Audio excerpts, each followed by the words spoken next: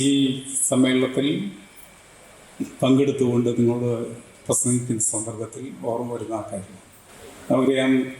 തമിഴ്നാട് തീണ്ടായ്മ ഒഴിപ്പ് മുന്നണിയുടെ പ്രവർത്തനം ആരംഭിച്ചത് 2008-ലാണ്.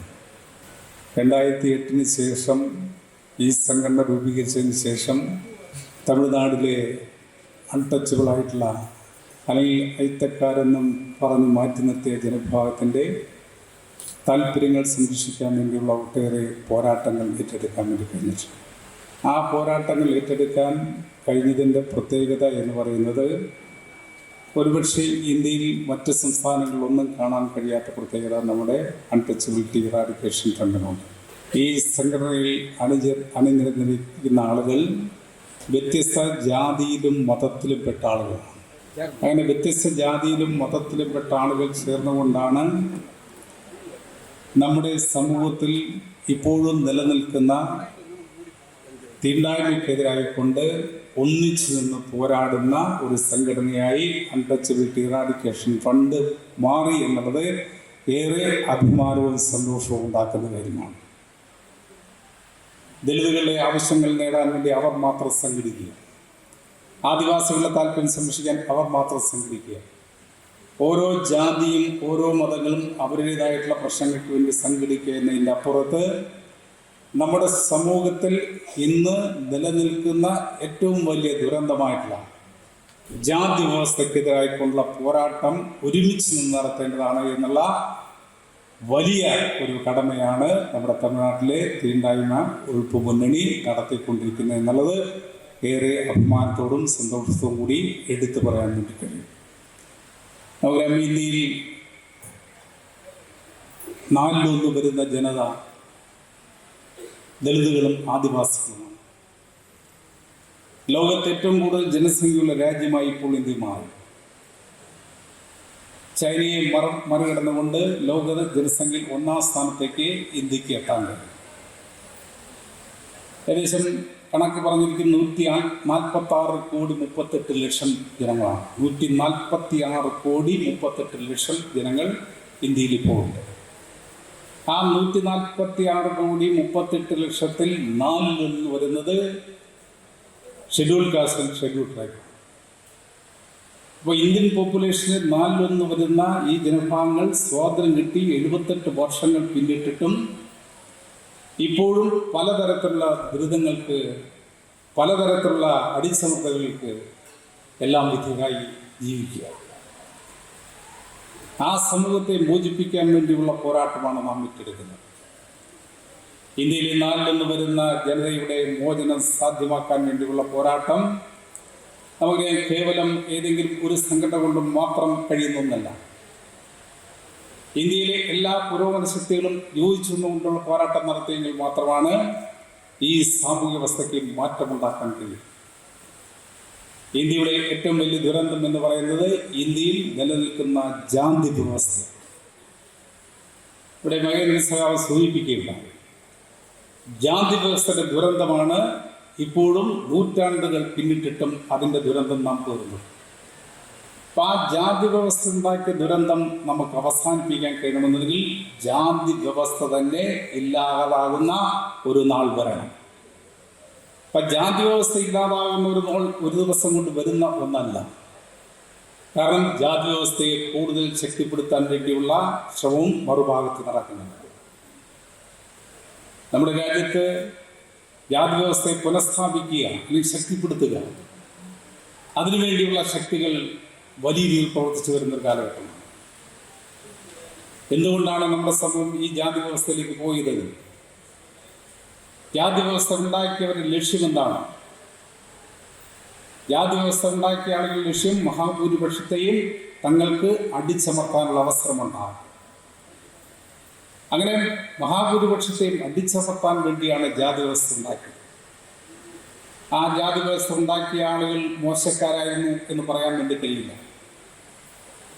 നമ്മളിപ്പോൾ ആർട്ടിഫിഷ്യൽ ഇൻ്റലിജൻസിൻ്റെ മേഖലയിൽ എത്തിക്കഴിഞ്ഞിരിക്കുകയാണ് മനുഷ്യ സമൂഹം. ആർട്ടിഫിഷ്യൽ ഇൻ്റലിജൻസിൻ്റെ എല്ലാ സാധ്യതകളും ഉപയോഗപ്പെടുത്തിക്കൊണ്ടിരിക്കുന്ന കാലഘട്ടമാണ്. ഒരുപക്ഷെ ആർട്ടിഫിഷ്യൽ ഇൻ്റലിജൻസിനേക്കാൾ വലിയ ഇൻ്റലിജൻസാണ് ജാതി വ്യവസ്ഥ ഉണ്ടാക്കിയ ആളുകൾ അവർ കണ്ടെത്തില്ല. കാരണം ജാതി വ്യവസ്ഥ ഉണ്ടാക്കി നൂറ്റാണ്ടുകൾ പിന്നിടുമ്പോഴും ആ വ്യവസ്ഥയ്ക്ക് മാറ്റം ഉണ്ടാക്കാൻ കഴിയുന്നില്ല. ഇപ്പോഴും ഒരു ചെറിയ ന്യൂനപക്ഷത്തിന് സമൂഹത്തിന് മേൽ ആധിപത്യം സ്ഥാപിക്കാൻ കഴിയുന്നു. ഭൂരിപക്ഷവും ദുരിതം പേര് ജീവിക്കുന്നു. തങ്ങൾക്ക് ആധിപത്യം സ്ഥാപിക്കാൻ കഴിയുന്ന രീതിയിലുള്ള സംവിധാനങ്ങൾ ഒരുക്കുകയാണ്. അതാണ് ജാതി വ്യവസ്ഥയുടെ പ്രത്യേകത. ആ ജാതി വ്യവസ്ഥ ഉറപ്പിക്കണമെങ്കിൽ മഹാഭൂരിപക്ഷത്തിനും അക്ഷരവും അറിവും അധികാരവും സമ്പത്തും കൊടുക്കാൻ പാടില്ല. അക്ഷരം കൊടുക്കാൻ പാടില്ല. ഞാൻ പറഞ്ഞത് മനസ്സിലായോ? അക്ഷരം കൊടുക്കാൻ പാടില്ല, അറിവ് കൊടുക്കാൻ പാടില്ല, അധികാരം കൊടുക്കാൻ പാടില്ല, സമ്പത്ത് കൊടുക്കാൻ പാടില്ല. അങ്ങനെ അക്ഷരവും അറിവും അധികാരവും എല്ലാം ലഭിച്ചു കഴിഞ്ഞാൽ അവർ തങ്ങളുടെ നില എന്താണ് അല്ലെങ്കിൽ സ്ഥിതി എന്താണ് തിരിച്ചറിയും. ആ സാമൂഹ്യ വ്യവസ്ഥക്കെതിരായിട്ടുള്ള പോരാട്ടം സംഘടിപ്പിക്കുക. അതുകൊണ്ടാണ് ചാതുർവർണ്ണ വ്യവസ്ഥയിൽ ശൂദ്രന് അക്ഷരം നിഷേധിച്ചത്. ശൂദ്രൻ അക്ഷരം പഠിക്കാനോ വായിക്കാനോ കേൾക്കാനോ ഒന്നും പാടില്ല. അത് കൃത്യമായി പറഞ്ഞു. അനുസ്മൃതിയിൽ പറയുന്നുണ്ട്, ശൂദ്രൻ വേദം പഠിക്കാൻ പാടില്ല. വേദം പഠിക്കാൻ വേണ്ടി ശൂദ്രൻ തയ്യാറാകുകയാണെങ്കിൽ അവർക്ക് കടുത്ത ശിക്ഷ കൊടുക്കാൻ പറഞ്ഞു. വേദം കേൾക്കാൻ ഇടവരികയാണെങ്കിൽ ചെവി ഈയമൊരുക്കി ഒഴിച്ച് പൊട്ടിച്ച് കളയും. വേദം ഉച്ചരിക്കാൻ ശ്രമിക്കുകയാണെങ്കിൽ നാവ് അരിഞ്ഞു കളയും. ഇത് രണ്ടും ചെയ്തിട്ട് വീണ്ടും പഠിക്കാൻ ശ്രമിക്കുകയാണെങ്കിൽ അവനെ കഷ്ണമായി മുറിച്ച് പാടത്തോ പറമ്പിലോ എറിഞ്ഞു കളയും. ആരെങ്കിലും അക്ഷരം പഠിക്കുമോ? പഠിക്കാൻ പാടില്ല. അതാണല്ലോ നമ്മുടെ പുരാണങ്ങളിൽ പഞ്ചപാണ്ഡവന്മാരുടെ കഥ പറയുമ്പോൾ നമ്മൾ ഒരു വലിയ ഗുരുവിനെ നമ്മുടെ മനസ്സിലുണ്ടല്ലേ. പഞ്ചപാണ്ഡവന്മാർക്ക് അസ്ത്രവിദ്യ പഠിപ്പിച്ചിരുന്ന ദ്രോണാചാര്യർ എന്ന് പറയുന്ന ഒരു ഗുരു ഉണ്ടായിരുന്നു അല്ലേ. പഞ്ചപാണ്ഡവന്മാർക്ക് അസ്ത്രവിദ്യ പഠിപ്പിക്കുന്ന സമയത്താണ് കാട്ടിൽ ജനിച്ചു വളർന്ന ഒരു പയ്യൻ അല്ലെങ്കിൽ ഒരു ചെറുപ്പക്കാരൻ അസ്ത്രവിദ്യ പിടിക്കണം എന്ന് ആഗ്രഹിച്ചുകൊണ്ട് ഗുരുവിനെടുത്തിരുന്നു. അപ്പോൾ ഗുരു ആട്ടിപ്പായിച്ചു. അങ്ങനെ മറഞ്ഞു നിന്നുകൊണ്ടാണ് ആ കുട്ടി അസ്ത്രവിദ്യ പഠിച്ചത്. ആ കുട്ടിയുടെ പേരാണ് ഏകലവ്യൻ എന്ന് പറയുന്നത്. ഏകലവ്യനെ അറിയാത്തവരാരും ഉണ്ടാകില്ല. അങ്ങനെ അസ്ത്രവിദ്യ ഗുരുവിനെ മനസ്സിൽ ധ്യാനിച്ചുകൊണ്ട് പഠിച്ചു. അങ്ങനെ പഠിപ്പ് എല്ലാം കഴിഞ്ഞു. ദ്രോണാചാര്യ ശിഷ്യന്മാർ പാണ്ഡവന്മാർ അസ്ത്രവിദ്യ എല്ലാം പഠിച്ചു. അതിനുശേഷം പരീക്ഷണം നടത്താൻ വേണ്ടി കാട്ടിലേക്ക് പോയി. കാട്ടിലേക്ക് പോയപ്പോൾ ഒരു നായ കുരച്ചുകൊണ്ട് ഓടിച്ചില്ല. അപ്പോൾ ഓടിച്ചെന്ന് നായയുടെ വായ അടച്ച് അമ്പ് വിട്ട് വായ അടച്ചു. അപ്പോൾ ദ്രോണാചാര്യനും സംഘവും അല്ലെങ്കിൽ ശിഷ്യന്മാരും തിരിച്ചറിഞ്ഞു, തങ്ങളെക്കാൾ മിടുക്കനായിട്ടുള്ള ഒരു അസ്ത്രവിദ്യ പഠിച്ച ആൾ ഈ കാട്ടിനകത്തുണ്ട് എന്ന് മനസ്സിലാക്കി. അങ്ങനെയാണ് അന്വേഷിച്ചത്. അങ്ങനെയാണ് ഏകലവ്യൻ വന്നത്. ഗുരു അല്ലെങ്കിൽ ദ്രോണാചാര്യൻ ചോദിച്ചു, നീ എവിടുന്നാണ് ഈ അസ്ത്രവിദ്യ പഠിച്ചത്? അപ്പോൾ പറഞ്ഞു, അങ്ങയിൽ നിന്ന് തന്നെയാണ്, എൻ്റെ ഗുരു അങ്ങ് തന്നെയാണ്. അപ്പോൾ ആ ഗുരു ആ ശിഷ്യനോട് പറഞ്ഞത് എന്താണ്? നീ എനിക്ക് ഗുരുദക്ഷിണ തന്നിട്ടല്ല ഈ അസ്ത്രവിദ്യ പഠിച്ചത്, അതുകൊണ്ട് നീ എനിക്ക് ഗുരുദക്ഷിണ തരണം. ആ ഗുരു ദക്ഷിണ എന്താണോ അത് അങ്ങ് ചോദിച്ചുകൊള്ളാൻ ആ ഏകലവ്യൻ എന്ന് പറയുന്ന ചെറുപ്പക്കാരൻ ഗുരുവിനോട് പറഞ്ഞു. അപ്പോൾ ഏകലവ്യൻ ചോദിച്ചത് എന്താണ്? ഗുരുദക്ഷിണയായിട്ട് ഒരിക്കലും ഈ കുട്ടി ഇനി അമ്പ് ചെയ്യാൻ പാടില്ല, അതിനെന്ത് വേണം? ഏകലവ്യൻ ചോദിച്ചു, നിന്റെ പെരുവിരൽ അറുത്ത് ഗുരുദക്ഷിണ തരണമെന്ന് ഏകലവ്യനോട് ദ്രോണാചാര്യർ പറഞ്ഞു. ആ കുട്ടി ഒരു മടിയും കൂടാതെ പെരുവിരൽ അറുത്ത് ഇലയിൽ ഗുരുദക്ഷിണ വെച്ചു. കാരണം ഒരിക്കലും ഇവൻ അസ്ത്രവിദ്യയിൽ ഇനി ശോഭിക്കാൻ പാടില്ല. അതാണ് അന്ന് തൊട്ട് തന്നെ ഒരു കാരണവശാലും ഇവർ മുന്നോട്ട് വരാൻ പാടില്ല എന്നുണ്ട്. അതുകൊണ്ടാണ് പിന്നീട് അക്ഷരം, അറിവ്, അധികാരം, സമ്പത്ത് ഒന്നും കൊടുക്കരുതെന്ന് തീരുമാനിച്ചു. അങ്ങനെ സമൂഹത്തിൻ്റെ പിന്നാമ്പുറങ്ങളിലേക്ക് ആട്ടിപ്പായിച്ചു. അങ്ങനെ പിന്നാമ്പുറങ്ങളിലേക്ക് ആട്ടിപ്പായിക്കുക മാത്രമല്ല, അവർ മോശക്കാരാണെന്ന് പറഞ്ഞു. പണിയെടുക്കുന്നവൻ അല്ലെങ്കിൽ അധ്വാനിക്കുന്നവൻ മോശക്കാരാണ്. ഇവിടെ നമ്മുടെ വ്യവസായ തൊഴിലാളികളെ കുറിച്ച്, അഗ്രികൾച്ചർ ലേബേഴ്സിനെ കുറിച്ച് സ്വാഗതപ്രാസംഗികർ പറഞ്ഞു. സഖാവ് ശ്രീനിവാസ റാവുവിനെ കുറിച്ച് ഇവിടെ പറയുന്നത് കേട്ടിരുന്നു. മണ്ണിൽ പണിയെടുക്കുന്ന പാവപ്പെട്ട ആളുകൾക്ക് യാതൊരു തരത്തിലുള്ള അവകാശമുണ്ടായിരുന്നില്ല. പണിയെടുക്കുക, പട്ടിണി കിടക്കുക, അത് മാത്രമായിരുന്നു അവകാശം. അങ്ങനെ പട്ടിണി കിടക്കാൻ വേണ്ടി വിധിക്കപ്പെട്ട ആളുകളായിരുന്നു ഇന്ത്യയിലെ മഹാഭൂരിപക്ഷം. അങ്ങനെ പണിയെടുക്കുന്നവർ മോശക്കാരാണെന്ന് പറഞ്ഞു. പണിയെടുത്ത് വെയിലും മഴയും മഞ്ഞും ഒക്കെ കൊണ്ടിട്ടാണ്. അതുകൊണ്ടാണ് ഭൂരിപക്ഷത്തിൻ്റെ തൊലി കറുത്തു പോയത് അല്ലേ. തൊലി കറക്കാൻ കാരണം എന്താണ്? വെയിലും മഞ്ഞും മഴയും എല്ലാം കൊണ്ട് പാടത്തും പറമ്പിലും പണിയെടുത്തിട്ടാണ്. അങ്ങനെ കറുത്തുപോയ ആളുകൾ മോശക്കാരാണ് എന്ന് എപ്പോഴും പറഞ്ഞോളൂ. ഞാൻ മോശക്കാരനായതുകൊണ്ടല്ല, ഞാൻ കറുത്തതുകൊണ്ട് മോശമാണെന്ന് വിചാരിക്കില്ല. നമ്മൾ ആരും കറുത്തതുകൊണ്ട് മോശം. അതിനെന്ത് പറഞ്ഞു? ഇവിടെ തമിഴ്നാട്ടിലുണ്ടോയെന്ന് അറിയില്ല. ഈ കൊക്ക് എന്ന് പറയുന്ന സാധനം, കൊക്ക് പക്ഷിയില്ലേ, കാക്കയില്ലേ, കൊക്കുണ്ട് കാക്കയുണ്ട് അല്ലേ. കാക്ക കറുത്തതാണ്, കൊക്ക് വെളുത്തതാണ് അല്ലേ. നമ്മുടെ നാട്ടിൽ കേരളത്തിലൊക്കെ പറയുന്നത് കാക്ക കുളിച്ചാൽ കൊക്കാകുമോ, കാക്ക കുളിച്ചാൽ കൊക്കാവുമോ എന്ന് ചോദ്യമുണ്ട് അല്ലേ. തിരിച്ച് ഞാനൊരു ചോദ്യം അങ്ങോട്ട് ചോദിച്ചു, കൊക്ക് കുളിച്ചിട്ട് ഇതുവരെ കാക്കയായിട്ടുണ്ടോ? കൊക്ക് കുളിച്ചിട്ട് കാക്കയായിട്ടുണ്ടോ? കാക്ക കുളിച്ചാൽ കൊക്കാവോ എന്നുള്ളത് കറുപ്പിനെ മോശപ്പെടുത്താൻ വേണ്ടി പറഞ്ഞ കാര്യമാണ്. അപ്പുറത്ത് വെളുത്തത് ആര്? കൊക്കൊന്ന് കുളിച്ചിട്ട് കാക്കയായി കാണിക്കാൻ പറ, അപ്പം നമുക്ക് അംഗീകരിക്കാൻ പറ്റും അല്ലേ. വളരെ സിമ്പിളാണ് അല്ലേ. പണിയെടുക്കുന്നവൻ മോശക്കാരാണ്, കറുത്തവനാണ് എന്ന് വീണ്ടും വീണ്ടും തെളിയിക്കാൻ വേണ്ടിയാണ് പറഞ്ഞത്. അതുപോലെ നേരത്തെയൊക്കെ പറഞ്ഞിരുന്നത് മനുഷ്യനെല്ലാം ജനിക്കുന്ന മനുഷ്യനായ, പിന്നെ മനുഷ്യൻ എങ്ങനെയാണ് ബ്രാഹ്മണനാകുന്നത്? ബ്രാഹ്മണനാകാൻ കാരണം അവർ ശ്രേഷ്ഠകർമ്മം ചെയ്തിട്ടാണ്. ഏറ്റവും ശ്രേഷ്ഠകർമ്മം ചെയ്യുന്നതുകൊണ്ടാണ് ബ്രാഹ്മണനായിട്ട് മാറുന്നത്. മറ്റെല്ലാം നികൃഷ്ടമായിട്ട് ജോലിയിൽ ചെയ്യുന്നുണ്ട്. എന്താണ് ശ്രേഷ്ഠമായ കർമ്മം എന്നതിനെ സംബന്ധിച്ചുള്ള സംശയം നമ്മുടെ മനസ്സിൽ എപ്പോഴും ഉണ്ടാകേണ്ട. എൻ്റെ മനസ്സിൽ ഉണ്ടായ, ചെറിയ കുട്ടിയായിരിക്കും ഉണ്ടായ സംശയം എന്താണെന്ന് വെച്ച് കഴിഞ്ഞാൽ, ഈ ഏറ്റവും ശ്രേഷ്ഠമായിട്ടുള്ള കാര്യം എന്താണ്? ലോകത്തെല്ലാ മനുഷ്യനും ജീവിക്കണമെന്നുണ്ടെങ്കിൽ ഭക്ഷണം വേണം. ഭക്ഷണമില്ലാതെ ജീവിക്കാൻ കഴിയുമെന്ന് ഇതുവരെ ആരും തെളിയിച്ചിട്ടില്ല. ആ ഭക്ഷണം കഴിക്കണമെന്നുണ്ടെങ്കിൽ ആ ഭക്ഷണം നമുക്ക് ഉണ്ടാക്കാൻ കഴിയും. അത് ഉണ്ടാക്കുന്നത് പാടത്തും പറമ്പിലുമൊക്കെയാണ്. അവർ ഭക്ഷണം ഉണ്ടാക്കുന്നതുകൊണ്ടാണ് അമ്പലത്തിലെ പൂജാരിക്ക് ഭക്ഷണം കഴിക്കാൻ കഴിയുന്നത്. അവർ അവിടെ പാടത്തും പറമ്പിലും പണിയെടുത്തുണ്ടാക്കുന്നതുകൊണ്ടാണ് ഇവിടുത്തെ സയൻറ്റിസ്റ്റുകൾക്ക് ഭക്ഷണം കഴിക്കാൻ കഴിയുന്നത്. എല്ലാ പ്രമാണി വർഗത്തിനും ഭക്ഷണം കഴിക്കാൻ കഴിയുന്ന ആ പാവങ്ങൾ പണിയെടുത്തുകൊണ്ടാണ്. ഭക്ഷണമില്ലാതെ ആർക്കും ജീവിക്കാൻ കഴിയില്ല. പൂജാരിക്ക് പൂജ കഴിഞ്ഞ ഓരോ സമയത്തും ഇറങ്ങി വന്ന് ഭക്ഷണം കഴിക്കണം. ഒരു പൂജാരിക്കും ഭക്ഷണം കഴിക്കാതിരിക്കാൻ പറ്റില്ല. ഒരു പള്ളിയിലെ അച്ഛനും ഭക്ഷണം കഴിക്കാതിരിക്കാൻ പറ്റില്ല. ഒരു പള്ളിയിലെ ഇമാമിനും ഭക്ഷണം കഴിക്കാതിരിക്കാൻ പറ്റില്ല. അപ്പോൾ ഏറ്റവും ശ്രേഷ്ഠമായിട്ടത് എന്താണ് എന്നുള്ള ചോദ്യം വളരെ മുമ്പ് തന്നെ ചോദിച്ചു.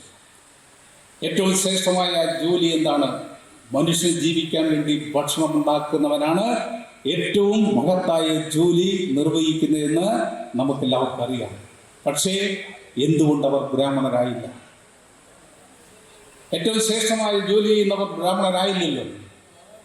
ബ്രാഹ്മണരാകാതിരിക്കാൻ വേണ്ടി അവർ പറഞ്ഞു, നിങ്ങൾ ചെയ്യുന്ന ജോലി മോശമാണ്. അങ്ങനെ മോശമാണ് പണിയെടുക്കുന്നവർ. അവർക്ക് അക്ഷരാഭ്യാസമില്ല, അറിവില്ല, അവർക്ക് സമ്പത്തില്ല, അധികാരമില്ല. അങ്ങനെയുള്ള ആളുകളെ അകറ്റി നിർത്തുക എന്നുള്ള സമീപനമാണ് നൂറ്റാണ്ടുകളായി നമ്മുടെ രാജ്യത്ത് ജാതി വ്യവസ്ഥയുടെ വക്താക്കൾ മുന്നോട്ട് വയ്ക്കുന്ന ആശയം. ആ ആശയത്തെയാണ് തകർക്കേണ്ടത്. ആ ആശയത്തെ തകർത്താൽ മാത്രമാണ് അൺടച്ചബിലിറ്റി ഇല്ലാതാകുന്നത്.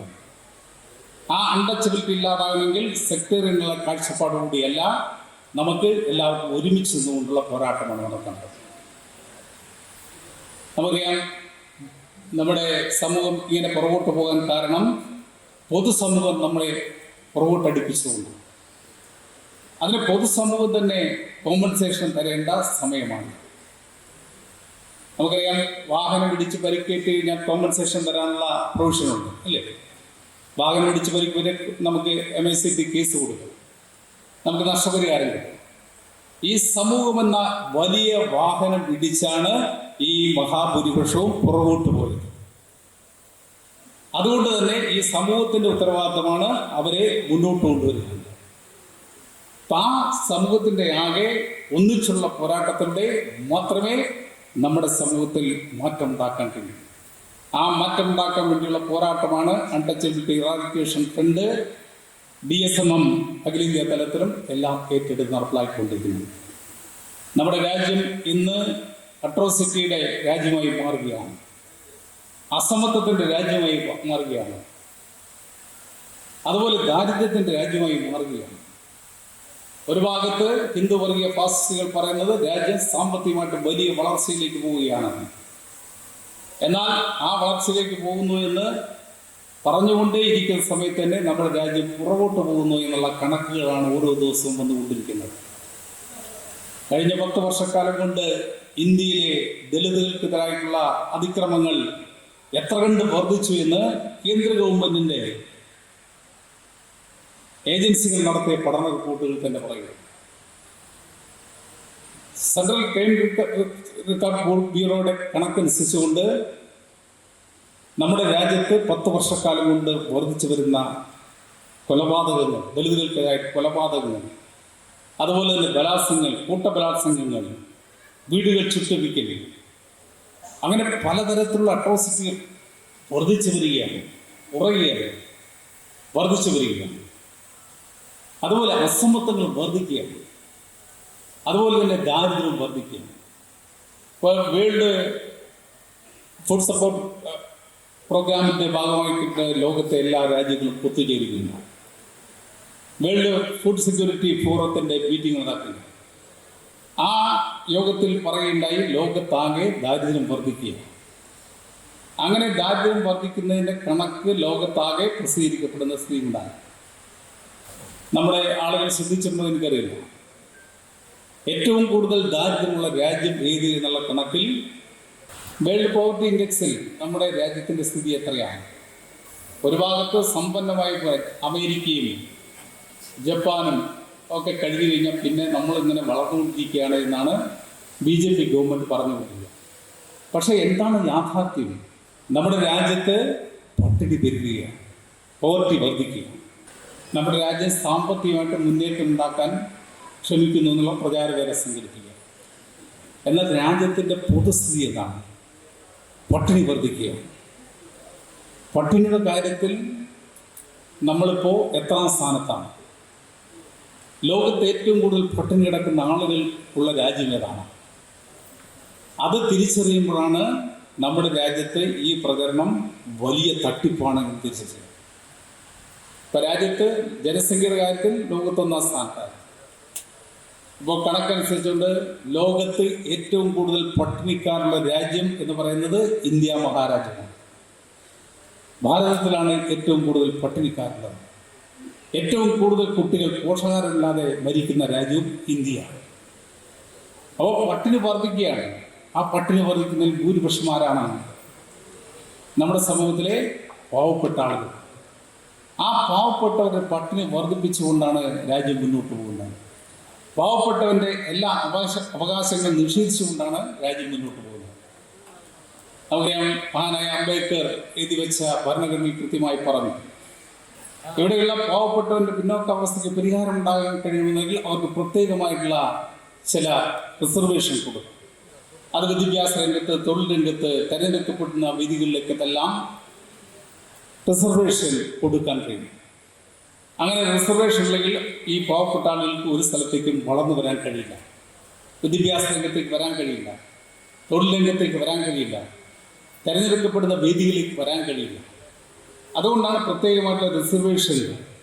ഒരു കാലഘട്ടത്തിൽ സമൂഹത്തു നിന്നും ഒറ്റപ്പെട്ടു പോയ ആളുകൾ അല്ലെങ്കിൽ മാറ്റി നിർത്തപ്പെട്ട ആളുകൾ, അവർക്ക് അവസരം ഉണ്ടാക്കണമെങ്കിൽ പ്രത്യേകമായിട്ട് റിസർവേഷൻ വേണം. ആ റിസർവേഷൻ നമ്മുടെ രാജ്യത്ത് വലിയ രീതിയിൽ പാവപ്പെട്ടവർക്ക് മുന്നോട്ട് വരാൻ ഒരു പരിധിവരെ സഹായിച്ചിട്ടുണ്ട്. എന്നാൽ ഇന്ന് രാജ്യം ഭരിച്ചുകൊണ്ടിരിക്കുന്ന BJP ഗവൺമെൻറ്റിൻ്റെ നിലപാട് എന്താണ് എന്ന് നാം തിരിച്ചറിയേണ്ടതുണ്ട്.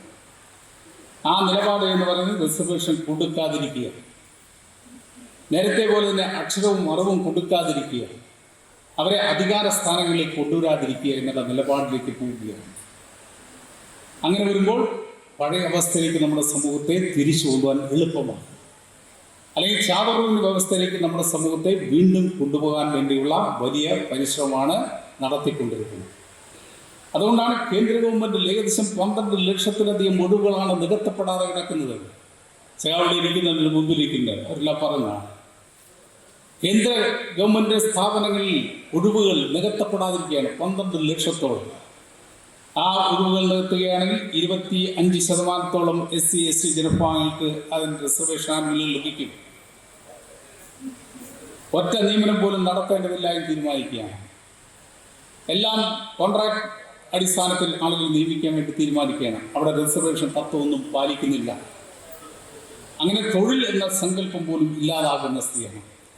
ന്യൂ എഡ്യൂക്കേഷൻ പോളിസി എന്ന് പറഞ്ഞുകൊണ്ട് കൊണ്ടുവരുന്ന ആ പോളിസിയിൽ പാവപ്പെട്ടവൻ്റെ വിദ്യാഭ്യാസം ഇല്ലാതാകുന്ന അവസ്ഥയിലേക്ക് പോവുകയാണ്. പാവപ്പെട്ടവൻ്റെ കുട്ടികൾക്ക് തൊഴിലും കിട്ടുന്നില്ല, വിദ്യാഭ്യാസം ലഭിക്കുന്നില്ല, ഭൂമി അവരെ നഷ്ടപ്പെട്ടുകൊണ്ടിരിക്കുകയാണ്. ജീവിക്കാൻ പറ്റാത്ത സാഹചര്യം ഇന്ത്യയിൽ വളർന്നു വരികയാണ്. ഇപ്പോൾ 2014 അധികാരത്തിൽ വന്ന നരേന്ദ്രമോദിയുടെ നേതൃത്വത്തിലുള്ള ഗവൺമെൻറ് നമുക്കറിയാം തുടർച്ചയായിട്ട് 3-ാം വട്ടവും അധികാരത്തിൽ വന്നിരിക്കുകയാണ്. 2014-ലും 19-ലും 24-ലും അവർ അധികാരത്തിൽ വന്നു. ഈ 3 ഘട്ടങ്ങളായി അധികാരത്തിൽ വന്ന ഗവൺമെൻറ് എങ്ങനെ നമ്മുടെ രാജ്യത്തെ പഴയ ചാവർ വ്യവസ്ഥയിലേക്ക് കൊണ്ടുപോകാൻ കഴിയുമെന്നുള്ള പരീക്ഷണമാണ് നടത്തുന്നത്. ആ ചാവർ വ്യവസ്ഥയിലേക്ക് കൊണ്ടുപോകുന്നതിന് വേണ്ടിയുള്ള നിലപാടുകളാണ് എല്ലാ മേഖലയും എടുക്കുന്നത്. അതുകൊണ്ടാണ് തൊഴിലാളികൾ ബ്രിട്ടീഷുകാരുടെ കാലഘട്ടത്തിൽ പോലും സമരം ചെയ്ത് നേടിയ അവകാശങ്ങൾ ഇല്ലാതാക്കാൻ വേണ്ടിയുള്ള തീരുമാനമെടുത്തത്. അതുകൊണ്ടാണ് ലേബർ കോഡ് കൊണ്ടുവരാൻ വേണ്ടി തീരുമാനിച്ചത്.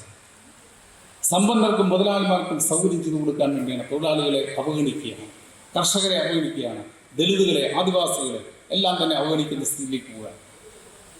അപ്പോൾ 3 ടൈമായി തുടർച്ചയായി ഭരിച്ചുകൊണ്ടിരിക്കുന്ന BJP ഗവൺമെൻറ് RSS രാഷ്ട്രീയ പാർട്ടിയിലെങ്കിലും അവരുടെ പിന്തുണയോടുകൂടിയാണ്, അല്ലെങ്കിൽ അവരുടെ പിൻസി ഡ്രൈവിങ്ങിലൂടെയാണ് ഈ ഗവൺമെൻറ് പോകുന്നത്. RSS എന്താണോ പറയുന്നത് അതനുസരിച്ച് 2025 എന്ന് പറയുന്ന ഒരു ക്രൂഷ്യൽ പീരീഡാണ് നമ്മുടെ രാജ്യത്തെ സംബന്ധിച്ചത്.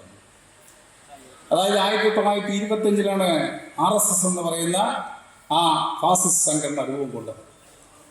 ആ സംഘടന രൂപം കൊണ്ട് 100 വർഷം 2025 തികയാണ്. അപ്പോൾ 100 വർഷക്കാലം കൊണ്ട് ഇന്ത്യയെ ഒരു ഹിന്ദു രാഷ്ട്രമാക്കി മാറ്റുക എന്ന ലക്ഷ്യം വെച്ചുകൊണ്ടാണ് പ്രവർത്തിക്കുന്നത്. അങ്ങനെ ഹിന്ദു രാഷ്ട്രമായി മാറുമ്പോൾ മഹാഭൂരിപക്ഷം വരുന്ന ഹിന്ദു വിഭാഗത്തിൽപ്പെട്ട ആളുകൾക്ക് മോചനം സാധ്യമാകില്ല. അവരെ ജീവിതം പുറകോട്ടടിപ്പിക്കുന്ന സ്ഥിതിയിലേക്കാണ് പോവുക എന്നുള്ള തിരിച്ചറിവും കൂടി നമുക്കുണ്ടാകും. ആ നല്ല തിരിച്ചറിവുള്ള നാടാണ് തമിഴ്നാട്. അതുകൊണ്ടാണ് 18ാമത് ലോക്സഭാ തെരഞ്ഞെടുപ്പിൽ ഒരു സീറ്റിൽ പോലും BJPക്ക് ജയിക്കാൻ കഴിയാത്ത വിധത്തിൽ ഇവിടുത്തെ പ്രബുദ്ധരായ ജനത വിധിയെഴുതുകയാണ്. ഒരു സീറ്റ് പോലും BJPക്ക് ജയിക്കാൻ ഈ തമിഴ്നാടിന്റെ മണ്ണിൽ കഴിഞ്ഞില്ല എന്ന് പറഞ്ഞാൽ തമിഴ്നാട് ജനതയെ എത്ര കണ്ട് അഭിവാദ്യം ചെയ്താലും മതിയാവില്ല. അതായത് 18ാമത് ലോക്സഭാ തെരഞ്ഞെടുപ്പ് നടന്നപ്പോൾ തമിഴ്നാടിൽ നിന്നും കേരളത്തിൽ നിന്ന് ഒരു സീറ്റ് കിട്ടി, BJPക്ക് ഒരു സീറ്റ് കേരളത്തിൽ നിന്ന് കിട്ടി. എന്നാൽ തമിഴ്നാടിൻ്റെ മണ്ണിൽ നിന്നും ഒരു സീറ്റ് പോലും കിട്ടിയില്ല. ഒറ്റ സീറ്റ് പോലും തമിഴ്നാടിൽ നിന്നും BJP കൊടുക്കാൻ തയ്യാറാകാത്ത അത്രയും പ്രബുദ്ധരായ ജനതയാണ് തമിഴ്നാട്ടിലുള്ളത് എന്ന് അഭിമാനത്തോടുകൂടി തലയുയർത്തിയെന്നുകൊണ്ട് നമുക്ക് പറയാൻ വേണ്ടിയിട്ടുണ്ട്. അപ്പോൾ BJPയെ തകർക്കുക എന്നല്ല, അങ്ങനെ അവരുടെ ഭരണത്തെ ഇല്ലാതാക്കുക എന്നുള്ളത് അനിവാര്യമാണ്. മഹാഭൂരിപക്ഷത്തിൻ്റെ ജീവിതം ദുരിതപൂർവ്വമാക്കുക. അവർ പറയുന്നത് 1 നേഷൻ 1 ഇലക്ഷൻ, 1 നേഷൻ 1 ഇലക്ഷൻ. അത് നമ്മുടെ രാജ്യത്തെ ഏകാധിപത്യത്തിലേക്ക് കൊണ്ടുപോകാൻ, ഏറ്റവും വലിയ ജനാധിപത്യ രാജ്യത്തെ ഏകാധിപത്യത്തിലേക്ക് കൊണ്ടുപോകാനുള്ള മുദ്രാവാക്യമാണ്. ഇപ്പോൾ അടുത്ത ദിവസം പാർലമെന്റിൽ ഒരു ഭരണഘടനാ ഭേദഗതി കൊണ്ടുവരാൻ വേണ്ടി ശ്രമിക്കുകയാണ്.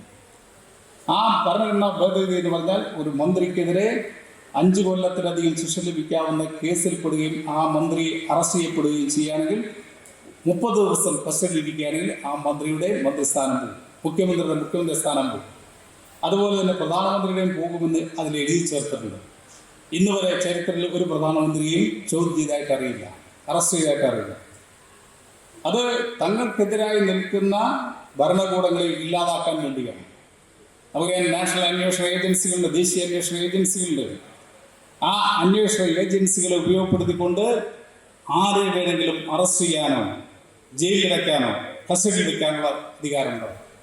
അങ്ങനെ 30 ദിവസത്തിൽ കൂടുതൽ തങ്ങൾക്ക് ഇഷ്ടമില്ലാത്ത ഒരു മുഖ്യമന്ത്രിയോ മന്ത്രിയെയോ അറസ്റ്റ് ചെയ്ത് കസ്റ്റഡിയിൽ വെച്ച് കഴിഞ്ഞാൽ ആ മന്ത്രിയെ ഓട്ടോമാറ്റിക്കായി പുറത്താക്കാനുള്ള അവസരം ഉണ്ടാകും. അതായത് തങ്ങൾക്ക് വിധേയമായിട്ട് നിൽക്കണം എല്ലാവരും.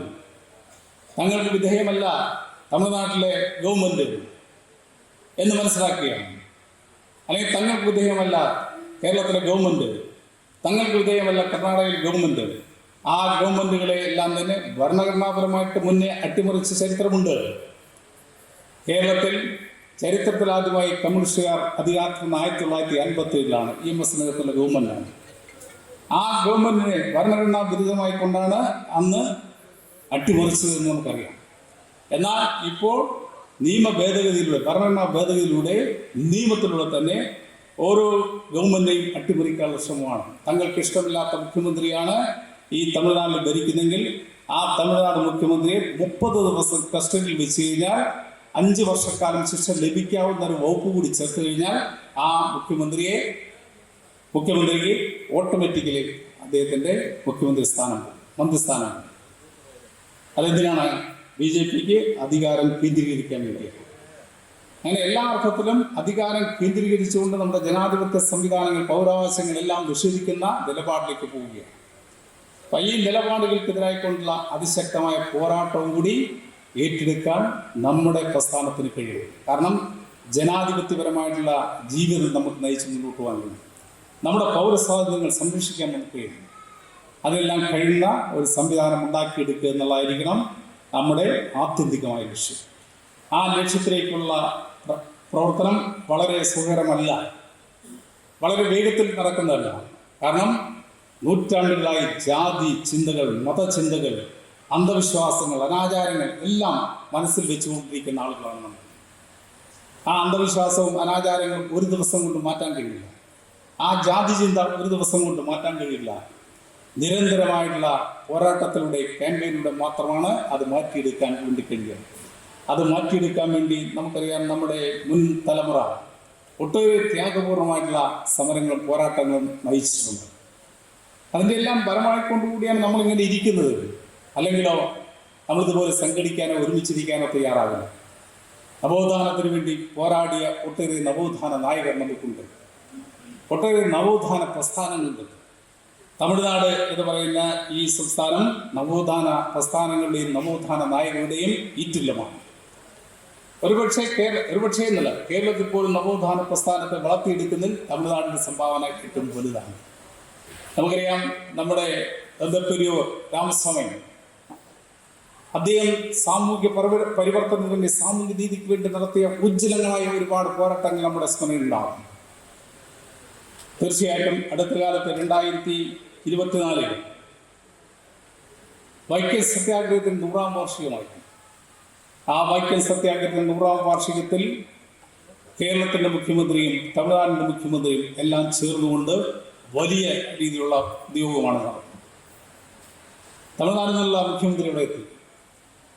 തന്തപ്പെരിയോർ രാമസ്വാമിക്ക് വേണ്ടി അവിടെ വലിയൊരു സ്മാരകം പടുത്തുയർത്തിയുണ്ട്. അതിൻ്റെ ഇനോഗ്രേഷൻ കഴിഞ്ഞു. അദ്ദേഹം അന്ന് വൈക്കം സത്യാഗ്രഹം എന്ന് പറഞ്ഞാൽ പട്ടിക്കും പൂച്ചയ്ക്കും വഴി നടക്കാനുള്ള പ്രദേശത്തൂടെ മനുഷ്യൻ നടക്കാൻ പാടില്ല. പട്ടിക്കും പൂച്ചയ്ക്കും നടന്നു പോകാൻ ഒരു തടസ്സമില്ല, പക്ഷേ മനുഷ്യൻ നടക്കാൻ പാടില്ല. അങ്ങനെ മനുഷ്യനെ വഴി നടക്കാനുള്ള സ്വാതന്ത്ര്യത്തിന് വേണ്ടി, അമ്പലത്തിൽ പ്രവേശിക്കാനുള്ള സ്വാതന്ത്ര്യത്തിന് വേണ്ടി നടത്തിയ ഉജ്ജ്വലമായ പോരാട്ടമാണ് 100 വർഷം പിന്നിട്ടു. ആ 100 വർഷം പിന്നിട്ടെങ്കിൽ ഇപ്പോഴും ജാതിചിന്തയും മതചിന്തയും സംഘചിന്തയും നമ്മുടെ സമൂഹത്തിൽ നിന്നും തുടർച്ച നീക്കി എന്ന് നമുക്ക് പറയാൻ കഴിയില്ല. ആ പോരാട്ടങ്ങളെല്ലാം സ്മരണ നമുക്ക് ഏറ്റെടുക്കാൻ വേണ്ടി കഴിയും. ആ പോരാട്ടങ്ങളെ മുന്നോട്ട് കൊണ്ടുപോകാൻ കഴിയും. നമുക്കറിയാം, നമ്മുടെ കന്യാകുമാരി ജില്ലയിൽ, ഇപ്പോഴത്തെ കന്യാകുമാരി ജില്ലയിലാണ് അയ്യ വൈകുണ്ഠസ്വാമി. അയ്യ വൈകുണ്ഠസ്വാമികളെ വേണ്ടത്ര നമ്മുടെ സമൂഹം തിരിച്ചറിഞ്ഞിട്ടുണ്ടോ എന്നുള്ള കാര്യം സംശയമില്ല. അയ്യ വൈകുണ്ഠസ്വാമി ജനിച്ച കാലഘട്ടം എന്ന് പറയുന്നത് വളരെ ദുരിതപൂർണമായിട്ടുള്ള അവസ്ഥയാണ്.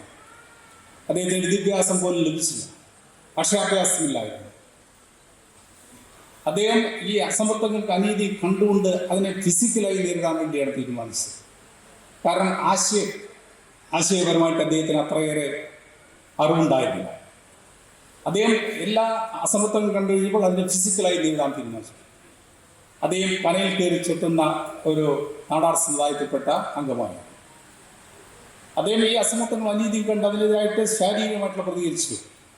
അവസാനം അദ്ദേഹത്തിന് തോന്നി ശാരീരികമായി പ്രതികരിച്ചുകൊണ്ട് മാത്രം ഈ സാമൂഹ്യ അസമത്വങ്ങൾ ഇല്ലാതാകുന്നില്ല, അത് വർദ്ധിക്കും. അതിനെന്ത് വേണം എന്നുള്ളതിൻ്റെ കണ്ടെത്തലാണ് ഒരുപക്ഷെ സമൂഹത്തെ ആകെ അദ്ദേഹം ഒരുപക്ഷെ തെറ്റിദ്ധരിപ്പിച്ചാണ് എന്ന് പോലും കരുതാൻ വേണ്ടി കഴിയും. കാരണം മനുഷ്യനായി ഞാൻ പറഞ്ഞു കഴിഞ്ഞാൽ ആളുകൾ കേൾക്കില്ല. അതുകൊണ്ടാണ് അദ്ദേഹം കന്യാകുമാരിയിലേക്ക് അവർ യാത്ര പോയ സമയത്ത് അബ്സ്കോണ്ടിങ് ആയി, കാണാതായി, മാസങ്ങളോളം കാണാതാകുന്ന സ്ഥിതി ഉണ്ടായി. പിന്നീട് മാസങ്ങൾ കഴിഞ്ഞതിന് ശേഷം അദ്ദേഹം പ്രത്യക്ഷപ്പെട്ട് കഴിഞ്ഞ് ആളുകൾ ചോദിച്ചു, നിങ്ങളെവിടെ പോയി? ഞങ്ങളുടെ കൂടെ വന്നാണോ? എവിടെ പോയി എന്ന് പറയുമ്പോൾ ഞാൻ വൈകുണ്ഠത്തിലേക്ക് പോയി, അവിടെ പോയി മഹാവിഷ്ണുവിനെ കണ്ടു. അങ്ങനെ ഞാൻ വൈകുണ്ഠസ്വാമികളായിരുന്നു.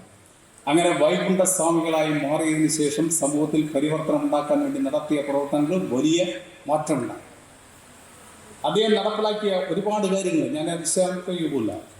ഒരു പ്രധാനപ്പെട്ട കാര്യം അദ്ദേഹം ചെയ്തതെന്താ വെച്ചാൽ 1836 അദ്ദേഹം ചെറുപ്പക്കാരനാണ്, ഇല്ലിറ്ററേറ്റാണ്. അദ്ദേഹം ഒരു കാര്യം ചെയ്തു. അദ്ദേഹമാണ് ആദ്യം സമത്വ സമാജം, നമ്മൾ ഈക്വാലിറ്റിയെക്കുറിച്ച് പറയുക, തുല്യതയെക്കുറിച്ച് പറയുക. അദ്ദേഹം 1836 തന്നെ സമത്വ സമാജം എന്നൊരു സമാജം രൂപീകരിച്ചു. ആ സമാജം രൂപീകരിച്ചുകൊണ്ട് അദ്ദേഹം പറഞ്ഞു, ഒരു ലോകം. 1836 കമ്മ്യൂണിസ്റ്റ് മാനിഫെസ്റ്റോ പുറത്തിറങ്ങുന്നത് 1848 കമ്മ്യൂണിസ്റ്റ് മാനിഫെസ്റ്റോ ഇറങ്ങുന്നതിൻ്റെ 12 വർഷം മുമ്പ് തന്നെ അയ്യാ വൈകുണ്ഠസ്വാമികൾ സമത്വ സമാജം രൂപീകരിക്കും. ആ സമത്വ സമാജത്തിൻ്റെ സന്ദേശം സർവ്വരാജ്യ തൊഴിലാളികളെ സംഘടിക്കുമെന്നാണ് കമ്മ്യൂണിസ്റ്റ് മാനിഫെസ്റ്റോ മുന്നോട്ട് വയ്ക്കുന്നത്. ഇതേ ആശയം തന്നെയാണ് വൈകുണ്ഠസ്വാമികൾ മുന്നോട്ട് വെച്ചത്. സമത്വമായിരിക്കണം എല്ലാവരും. ആ സമത്വം സൃഷ്ടിക്കുന്ന തടസ്സമായി നിൽക്കുന്ന ഘടകങ്ങൾ അദ്ദേഹം പറഞ്ഞു. അന്നത്തെ കാലത്ത് സമത്വം സൃഷ്ടിക്കുന്ന തടസ്സമായി നിൽക്കുന്ന ഘടകങ്ങൾ എന്താണ് എന്ന് അദ്ദേഹം പറഞ്ഞു. അതിൽ അദ്ദേഹം കണ്ടെത്തിയത് എന്താണ്? അന്ന് ബ്രിട്ടീഷുകാർ ഇന്ത്യ ഭരിക്കുന്ന സമയമാണ്, രാജാക്കന്മാർ ഇന്ത്യ ഭരിക്കുന്ന സമയമാണ്. ആ 2 ശക്തികളെ കുറിച്ച് അദ്ദേഹം അന്ന് പറഞ്ഞത്, കറുത്ത നീചനും വെളുത്ത നീചനും ഇല്ലാതാകണം. എന്താണ് പറഞ്ഞത്? കറുത്ത നീചൻ എന്ന് പറഞ്ഞ നീചൻ എന്ന് പറഞ്ഞാൽ മനസ്സിലായി? കറുത്ത നീചൻ കൊള്ളരാത്തവരെന്നാണ്.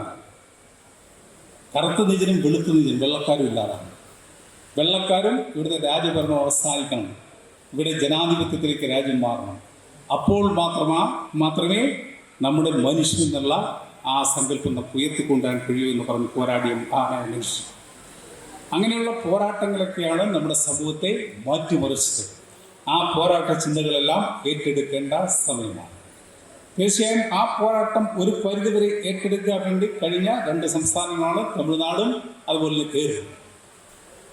കേരളത്തിൽ നമുക്കറിയാം, ആ പുരോഗമന പ്രസ്ഥാനം ഉണ്ടാക്കിയ നേട്ടം നമ്മുടെ സമൂഹത്തിന് കൊടുക്കാൻ വേണ്ടി കമ്മ്യൂണിസ്റ്റ് പ്രസ്ഥാനം ഉണ്ടായി. ആ കമ്മ്യൂണിസ്റ്റ് പ്രസ്ഥാനത്തിന്റെ നേതൃത്വത്തിൽ വലിയ രീതിയിലുള്ള പോരാട്ടങ്ങൾ നടത്തി. ആ പോരാട്ടങ്ങളെല്ലാം നടത്തി കേരളീയ സമൂഹത്തിൽ വലിയ മാറ്റം ഉണ്ടായി. എല്ലാവർക്കും വിദ്യാഭ്യാസം കൊടുക്കാൻ കഴിഞ്ഞു, എല്ലാവർക്കും ഭൂമി കൊടുക്കാൻ കഴിഞ്ഞു, എല്ലാവർക്കും തൊഴിൽ കൊടുക്കാൻ കഴിയുന്ന സ്ഥിതിയിലേക്ക് കാര്യങ്ങൾ പോവുകയാണ്. അതിനേക്കാൾ എല്ലാം ഉപരിയായിട്ട് ഈ നവംബർ 1 എന്ന് പറയുന്നത് കേരളപ്പിറവി ദിനമാണ്. 1956 നവംബർ 1 കേരളം പറഞ്ഞത്. 2025 നവംബർ 1 ഒരു മഹത്തായ പ്രഖ്യാപനം അവിടെ നടത്താൻ വേണ്ടി പോവുകയാണ്.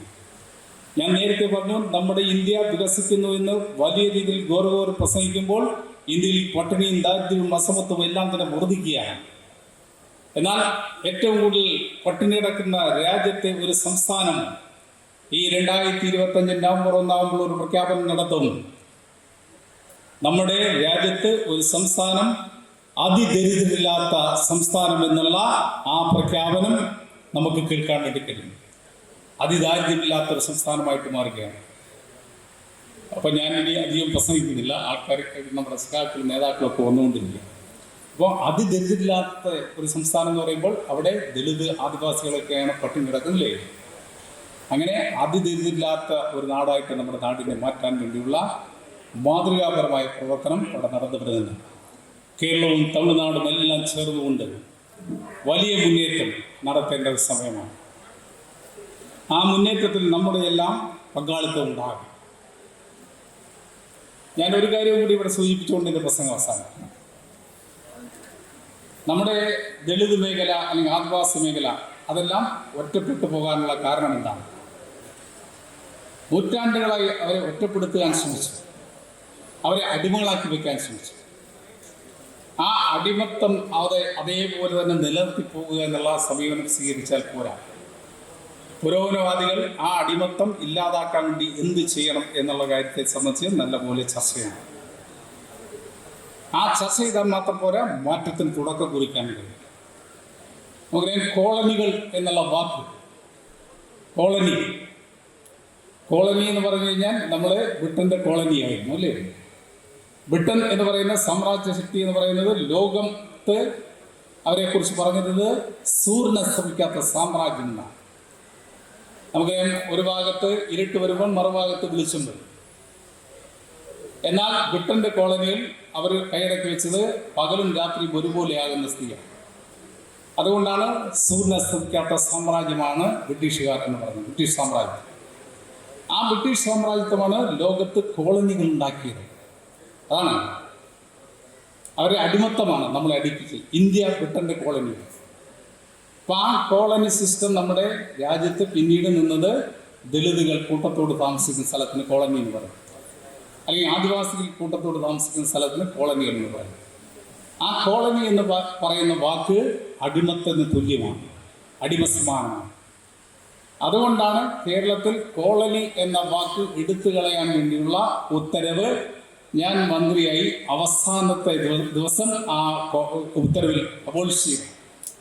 കോളനി അബോളിഷ് ചെയ്യുന്നതിൻ്റെ ഉത്തരവിറക്കി. അത് വലിയ ചർച്ചയായി. എനിക്കേറെ സന്തോഷം തോന്നുകയാണ്.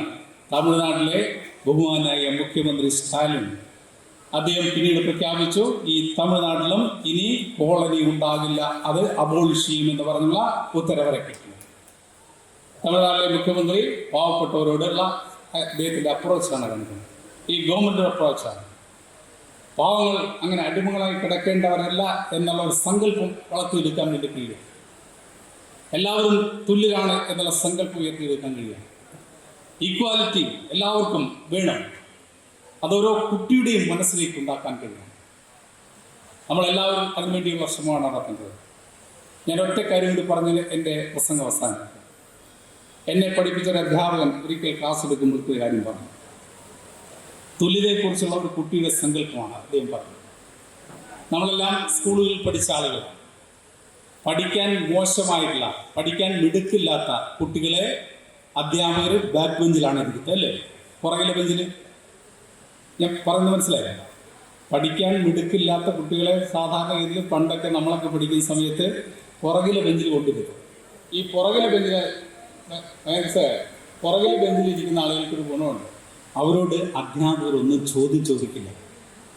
ഒരു ചോദ്യം ചോദിക്കുക. അവർ പുറകിലിരുന്ന് അവർക്ക് ഇഷ്ടം പോലെ അവരുടെ കാര്യങ്ങൾ ചെയ്യും. അപ്പോൾ 7ാം ക്ലാസ്സാണ്. അപ്പോൾ ഒരു അധ്യാപകൻ വന്നു, ഒരു കണക്ക് പഠിപ്പിക്കുന്ന അധ്യാപകൻ. അദ്ദേഹം ഒരു ദിവസം ക്ലാസ്സിലേക്ക് വന്ന് പുറകിലെ ബെഞ്ചിലെ കുട്ടികളോട് ചോദ്യം ചോദിക്കാൻ തുടങ്ങി. അപ്പോൾ ചോദ്യം ചോദിക്കാൻ തുടങ്ങിയപ്പോൾ ഫ്രണ്ടിലിരിക്കുന്ന കുട്ടികളെല്ലാം അത്ഭുതത്തോടു കൂടി അധ്യാപകനെ നോക്കി. കാരണം ഇന്ന് വരെ ഒരു അധ്യാപകരും ആ കുട്ടിയോട് ചോദ്യം ചോദിച്ചിട്ടില്ല. ആ കുട്ടിയോട് ചോദിച്ചു. അപ്പോൾ ഈ അധ്യാപകൻ എന്തെങ്കിലും കുഴപ്പമുണ്ടോയെന്നാണ് കുട്ടികൾ എത്തിച്ചത്. അദ്ദേഹം രണ്ടും കൽപ്പിച്ച് പുറകിലെ ബെഞ്ചിൽ കുട്ടികളോട് ചോദ്യം ചോദിക്കാനാണ്. ചോദ്യം വളരെ സിമ്പിളായിട്ടുള്ള ചോദ്യം ചോദിക്കാനാണ് അദ്ദേഹം തീരുമാനിച്ചത്. ചോദ്യം ഇതായിരുന്നു, നിങ്ങളത് ശ്രദ്ധിക്കണേ. ഒരാടിന് 200 രൂപ. ഒരാടിന് 200 രൂപ. അങ്ങനെയാണെങ്കിൽ 5 ആടിന് എത്ര എന്ന് ചോദിച്ചു. അപ്പോൾ ലാസ്റ്റ് ബെഞ്ചിലെ ഫസ്റ്റ് കുട്ടി എഴുന്നേറ്റ് നിന്നുകൊണ്ട് മാഷോട് പറഞ്ഞു, ഒരു 5000 രൂപ ആണെന്ന് പറഞ്ഞു. എത്ര? 5000. ഇരിക്കാൻ പറഞ്ഞു. നെക്സ്റ്റ് അടുത്ത കുട്ടിയോട് ചോദിച്ചു. അപ്പോൾ ആ കുട്ടി ഒരു സംശയമില്ലാതെ പറഞ്ഞു 800 രൂപയാണെന്ന് പറഞ്ഞു. 800 രൂപയാണ്. അപ്പോൾ മാഷ്ക്ക് മനസ്സിലായി, ഇനി പുറകിലിരിക്കുന്നവരുടെ ചോദ്യം ചോദിച്ചിട്ട് കാര്യമില്ല. കാരണം ഒരാൾ പറഞ്ഞ എത്രയാണ്? 5000. ഒരാൾ പറഞ്ഞ എത്രയാണ്? 800. അപ്പോൾ പുറകിലെ ബെഞ്ചുകാരോട് ചോദിച്ചിട്ട് കാര്യമില്ല എന്ന് വെച്ച് നെക്സ്റ്റ് ബെഞ്ചിലെ കുട്ടിയോട് ചോദ്യം ചോദിക്കാൻ അധ്യാപകൻ തയ്യാറായി. അങ്ങനെ ആ നെക്സ്റ്റ് ബെഞ്ചിലെ കുട്ടിയോട് ചോദ്യം ചോദിച്ച സമയത്ത് ലാസ്റ്റ് ബെഞ്ചിലെ 3ാമത്തെ കുട്ടി എഴുന്നേറ്റ് നിന്നും മാഷോട് അങ്ങോട്ടൊരു ചോദ്യം. മാഷേ, നമ്മുടെ രാജ്യം സ്വാതന്ത്ര്യം നേടിയില്ല, ബ്രിട്ടീഷുകാരന് സ്വാതന്ത്ര്യം കിട്ടിയില്ല. 1947 ആഗസ്റ്റ് 15 നമുക്ക് സ്വാതന്ത്ര്യം കിട്ടിയില്ലേ? അപ്പോൾ മാഷ പറഞ്ഞു കിട്ടി. ആ കിട്ടിക്കഴിഞ്ഞതിന് ശേഷം 50-ൽ എന്തോ ഒരു സാധനം ഉണ്ടാക്കിയല്ലോ. അംബേദ്കർ എന്ന് പറയുന്ന മനുഷ്യനില്ലാതെ ഒരു സാധനം ഉണ്ടാക്കില്ല, എന്തോ അപ്പോൾ മാഷ് പറയാം ഭരണഘടന ഉണ്ടാക്കി. ആ ഭരണഘടനയിൽ പറയുന്ന ഏറ്റവും പ്രധാനപ്പെട്ട ഒരു കാര്യമുണ്ടല്ലോ. എന്താണ് ഭരണഘടനയിൽ പറയുന്ന ഏറ്റവും ഇമ്പോർട്ടൻ്റ് ആയിട്ടുള്ള കാര്യം? ഇന്ത്യൻ ഭരണഘടന നൽകുന്ന ഏറ്റവും പ്രധാനപ്പെട്ട കാര്യം എന്താണ്? ഇന്ത്യൻ കോൺസ്റ്റിറ്റ്യൂഷൻ നൽകുന്ന ഏറ്റവും പ്രധാനപ്പെട്ട കാര്യം എന്താണ്? ഇന്ത്യൻ ജനതയ്ക്ക് ഈക്വാലിറ്റി. സമയം കളയുന്നത് തുല്യത, അല്ലേ? ഈക്വാലിറ്റി, തുല്യത. ഇന്ത്യൻ കോൺസ്റ്റിറ്റ്യൂഷൻ നൽകുന്ന ഏറ്റവും പ്രധാനപ്പെട്ട കാര്യം എന്താണ്? നമുക്കെല്ലാം ഇന്ത്യൻ കോൺസ്റ്റിറ്റ്യൂഷന് മുമ്പിൽ നമ്മളെല്ലാവരും തുല്യരാണ്. അവിടെ ജാതിയില്ല, മതമില്ല, പ്രദേശമില്ല, കറുത്തവനില്ല, വെളുത്തവനില്ല, പണമുള്ളവനില്ല, പണമില്ലാത്തവനില്ല, എല്ലാവരും ഈക്വലാണ്, തുല്യരാണ്. അപ്പോൾ ഇന്ത്യൻ ഭരണഘടന നൽകുന്ന ഏറ്റവും പ്രധാനപ്പെട്ട കാര്യം തുല്യതയല്ലേ, ഈക്വാലിറ്റി അല്ലേ. അപ്പോൾ മാഷ് സമ്മതിച്ചു കഴിഞ്ഞപ്പോൾ ആ കുട്ടി ചോദിച്ചു, ആ തുല്യത എന്തുകൊണ്ട് എനിക്ക് നൽകിയില്ല? പുറകിലിരിക്കുന്ന 2 പേർക്ക് നൽകി, എനിക്കെന്തുകൊണ്ട് നൽകിയില്ല? പുറകിലിരിക്കുന്ന 2 പേർക്ക് കൊടുത്തു, 3-ാം വ്യക്തി എനിക്ക് തന്നില്ല. അപ്പോൾ ആ തുല്യതയ്ക്ക്, ഇന്ത്യൻ കോൺസ്റ്റിറ്റ്യൂഷൻ നൽകുന്ന ഈക്വാലിറ്റിക്ക് ഞാൻ അർഹനല്ലേ എന്നുള്ളതാണ് ചോദ്യം മാഷോട്, അല്ലേ? ആരും ശ്രദ്ധിച്ചില്ലെന്നോ ഒന്നുമില്ല ഞാൻ പറഞ്ഞു. ഈക്വാലിറ്റിയെ കുറിച്ചുള്ള ചർച്ച. ഏറ്റവും മണ്ടനായ കുട്ടിയാണ്, ഏറ്റവും പുറകിലിരിക്കുന്ന കുട്ടിയാണ്, മണ്ടന്മാരിൽ ലിസ്റ്റിൽപ്പെട്ട കുട്ടിയാണ് അധ്യാപകൻ ചോദിക്കുന്നത്. ഇന്ത്യ സ്വാതന്ത്ര്യം നേടിക്കഴിഞ്ഞപ്പോൾ, ഭരണഘടന ഉണ്ടാക്കി കഴിഞ്ഞപ്പോൾ ആ ഭരണഘടനയിൽ പറയുന്ന തുല്യത ഏറ്റവും പ്രധാനപ്പെട്ട കാര്യം. ആ തുല്യതയ്ക്ക് ഞാൻ അർഹനല്ലേ എന്ന ചോദ്യം ഇന്ത്യൻ ജനത മുഴുവൻ ചോദിക്കേണ്ട സന്ദർഭത്തിലാണ് നമ്മുടെ ഈ സമ്മേളനം ചേരുന്നത് എന്നുള്ളത് ഏറ്റവും പ്രധാനപ്പെട്ട കാര്യമാണ്. നമുക്ക് ഇന്ത്യയിൽ തുല്യത ഉണ്ടാക്കാൻ വേണ്ടിയുള്ള പോരാട്ടമാണ് ശക്തിപ്പെടുത്തേണ്ടത്. ആ തുല്യതയ്ക്ക് വേണ്ടിയുള്ള പോരാട്ടത്തിൽ തമിഴ്നാട്ടിൽ പ്രവർത്തിച്ചുകൊണ്ടിരിക്കുന്ന അൺടച്ചബിലിറ്റി ഇറാഡിക്കേഷൻ ഫണ്ടിന്റെ പ്രവർത്തനം ഏറ്റവും മാതൃകാപരമാണ്.